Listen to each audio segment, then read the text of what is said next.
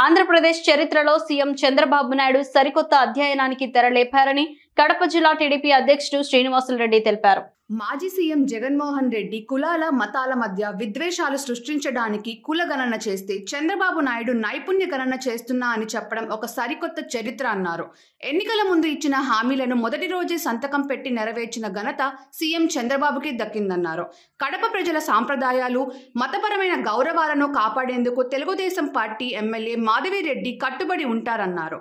ఎన్నికల ముందు పోలీస్ స్టేషన్లో మాజీ ఎమ్మెల్యే అంజద్ బాషా సోదరుడు మాట్లాడిన మాటలను ప్రజలు ఎప్పటికీ మర్చిపోరని తగిన మూల్యం చెల్లించుకుంటారన్నారు. చంద్రబాబు నాయుడు గారు ఒక సరికొత్త అధ్యయనం తెరలేపారు. పాత ముఖ్యమంత్రి గారు అంటే జగన్మోహన్ రెడ్డి గారు కులగణనని, కులాల మధ్య మతాల మధ్య విద్వేషాలు సృష్టించడానికి గణగణ చేస్తే చంద్రబాబు నాయుడు గారు నైపుణ్య గణన చేస్తున్నారనడం ఒక సరికొత్త చరిత్ర. ఇది ప్రతి ఇంటికి వెళ్ళి ప్రతి చదువుకున్న వ్యక్తులు డేటా తీసుకొని వాళ్ళకు ఉద్యోగాల కల్పన దిశగా నిన్న సంతకం పెట్టడం మొదటి రోజు నిజంగా అదొక పెద్ద సరికొత్త చరిత్ర. దేశంలోనే ఏ ప్రభుత్వము కూడా ఇటువంటి కార్యక్రమాన్ని ఇంతవరకు ప్రారంభించాల. అదేవిధంగా అన్నా క్యాంటీన్ కానీ, మెగా డిఎస్సి కానీ, ప్రజల ఆస్తులను దోచుకుని తినే కపట ప్లాన్ వేసిన గత ప్రభుత్వానికి బుద్ధి చెప్పే విధంగా ల్యాండ్ టైటిలింగ్ యాక్ట్ రద్దు చేయడం, నిన్న ఈ 5 అంశాలు కూడా ఎన్నికల్లో చెప్పిన హామీలు మొదటి రోజే నెరవేర్చిన ఘనత మా నాయకుడు చంద్రబాబు నాయుడు గారికే దక్కుతుంది.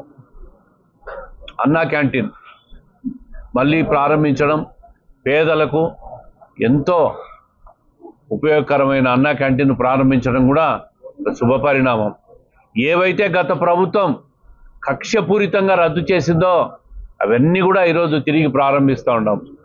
పేదలకు అందరికీ కూడా ప్రతి ఒక్కరికి అందే విధంగా అన్నా క్యాంటీన్ తీసుకురావడం అనేది దేశంలో ఎక్కడా లేదు. అది ఏ రాష్ట్ర ప్రభుత్వంలో లేదు. మళ్ళీ తెలుగుదేశం ప్రభుత్వం చంద్రబాబు నాయుడు గారి నాయకత్వంలో ప్రారంభమవుతాం. ఇదేవిధంగా కడప నగర ప్రజలు, తెలుగుదేశం పార్టీ కార్యకర్తలు, నాయకులు ప్రతి ఒక్కరు కూడా మా కుటుంబం మీద గౌరవంతో, నమ్మకంతో, తెలుగుదేశం పార్టీ మీద నమ్మకంతో ఓటేసి గెలిపించిన ఎమ్మెల్యే గారికి అందరికీ కూడా, ప్రజలందరికీ కూడా, నగర ప్రజలందరికీ కూడా ధన్యవాదాలు తెలియజేస్తూ ఉంటా.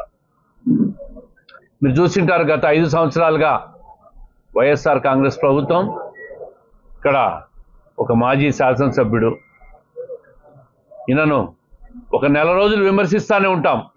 ఆయన చేసిన తప్పిదాలన్నీ వెలికి తీస్తూనే ఉంటాం. ఎక్కడ చూసినా భూ కబ్జాలు, మట్టి మాఫియా,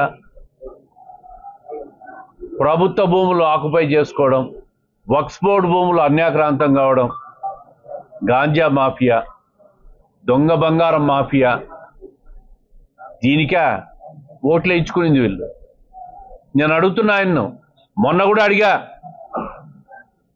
అభివృద్ధి చేశా అని చెప్తున్నావు, 2300 కోట్లు అన్నావు, ఇప్పటికి 100 సార్లు అడిగాను నేను, నీ డేటా చూపివయ్యా అని. నీకు చూపించేదానికి చేతకాలే.